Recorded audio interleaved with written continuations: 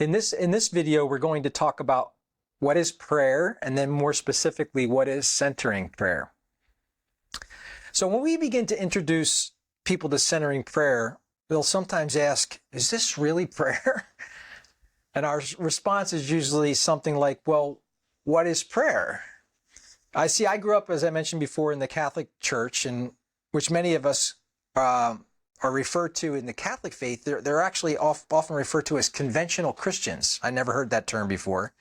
So there is a strong focus on convention, following rituals and traditions in the execution of one's faith. So for me and for many others, the idea of prayer was what I could memorize and recite, like the Lord's Prayer or the Act of Contrition or the Apostles' Creed. I remember going to the sacrament of confession as a young Catholic and being scared to death. I would recite my Act of Contrition to the priest and then tell him my sins, or at least the ones I was brave enough to admit to. And then I would be given a set of prayers to say for restitution about my prayers. So it might be something like, we'll go say 10 Hail Marys and 3 Lord's Prayers. But of course I matured and I recognized that prayer was more than that. And this was my chance to communicate with God through words and feelings. Sometimes they were inward, sometimes they were vocal. But then I began to learn to share with God more spontaneous prayers of gratitude and petition and adoration and contrition. These would be like talking with a dear friend or a loved one, more casual and with a higher level of intimacy and trust. But it seemed to me that these were still one-way communications. They were not, quote unquote, answered. Or perhaps the key to it was that I was not dialed into the right radio frequency to listen for that still small voice if there was a response. So at first I had some unlearning to do. I began to understand that prayer was more than communicating with God, but communion with God. It is a relationship. So what you're seeing on this slide that is often presented in an introduction to Centering Prayer workshop, this is a growth in our prayer as a relationship with God. So think of you're growing in relationship with God just like you grow in relationship with any person. Our prayer life deepens just as any relationship develops. You'll see there as we move through the phases of meeting someone through intimacy, we start out in the acquaintance phase. This would be with a person or with God. So these are the very formal and reserved parts, very maybe more structured prayers, if you will, more vocal prayers.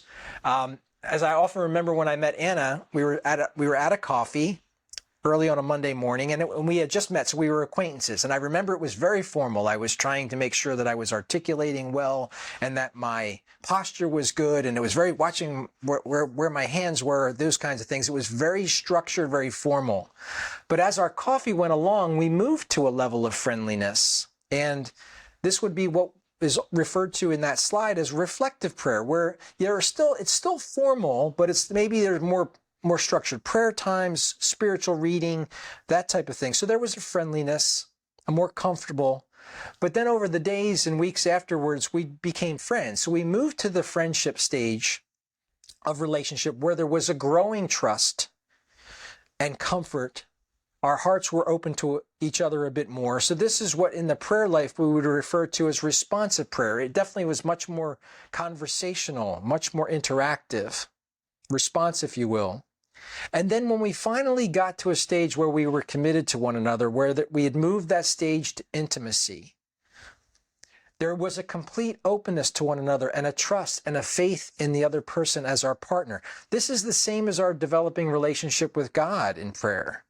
This corresponds with what is known as contemplative prayer, which opens us to the intimacy of God's presence beyond words and thoughts and concepts.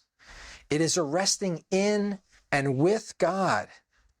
It's a pure gift that is fostered by the practice of centering prayer. So this is, as I thought about my relationship with Anna, what we actually came to was an understanding that we didn't need to fill the space with words, that just being in each other's presence was enough. and very, very intimate. So as I continued my research, I discovered there were additional descriptions of prayer. I came to know that prayer is the practice of the presence of God. The practice of the presence of God. Prayer is also the human heart before its maker. Jesus reminded his disciples that true prayer was an inward experience, as recorded in Matthew 6:6.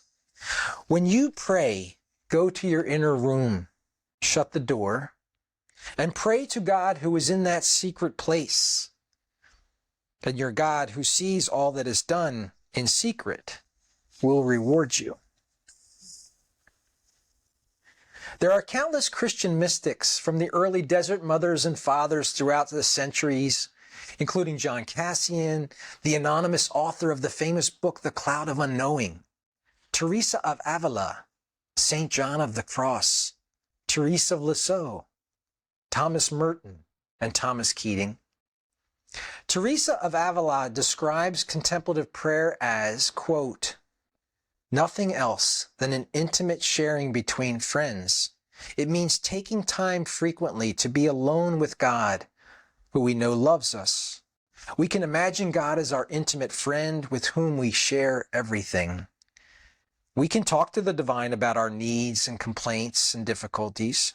We can ask for advice, offering thanksgiving, and make acts of faith or reparation for our sins. We can seek guidance for our children and shed tears about illness and death. We do this in more vocal kinds of prayer.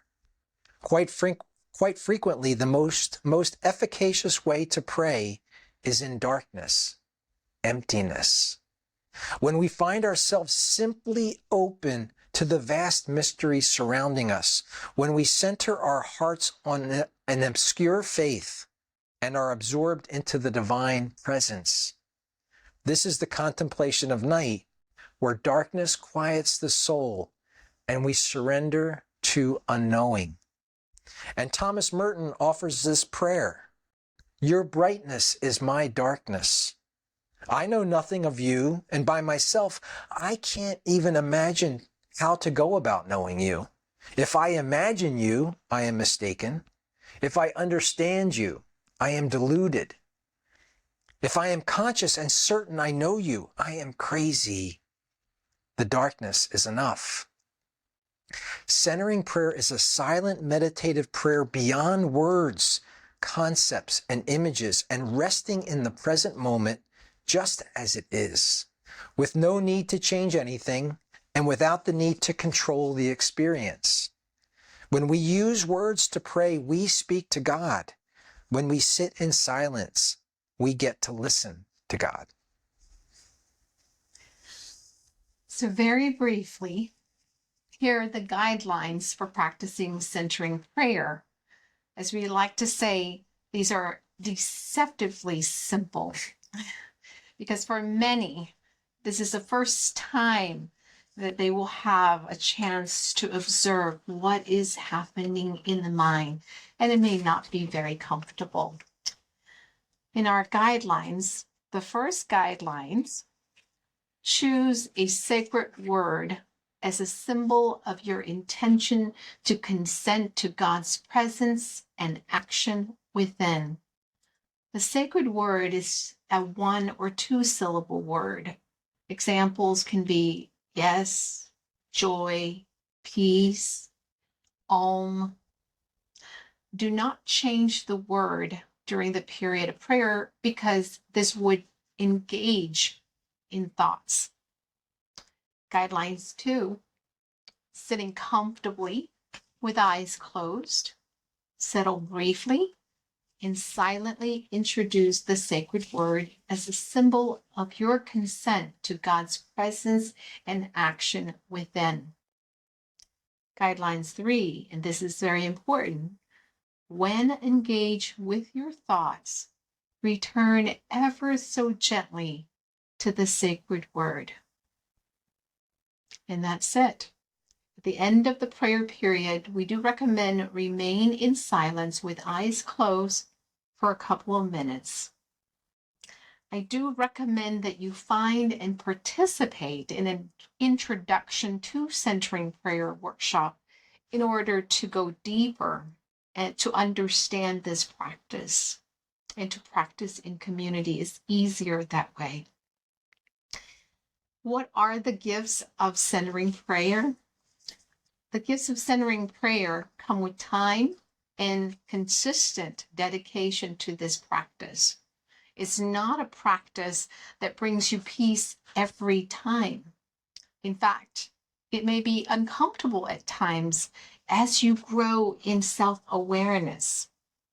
In the silence, you have thoughts, some of which are unconscious, that you will get to witness and learn to return to your sacred word.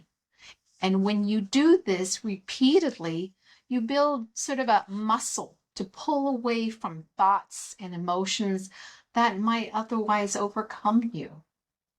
There are many, many research studies on the effects of silent prayer showing changes that occur in your body and your mind. Psychologically, it's been shown that we increase our ability to act rather than to react. MRI studies show parts of the brain that for compassion and empathy grow larger, and part of the brain that is for stress, particularly an area we call the amygdala, shrinks. Attention, focus, and memory increase. Physically, blood pressure, heart rate, and oxygen requirements all improve with this practice.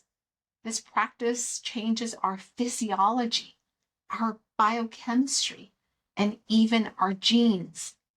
Genes that are that activate inflammatory system are significantly downgraded.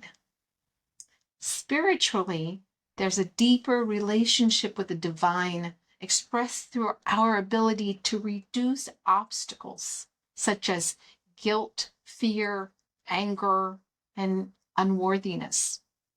There is an increased appreciation for silence and a growing capacity to deeply listen, growing in self-awareness, which, as we mentioned, can be painful at times.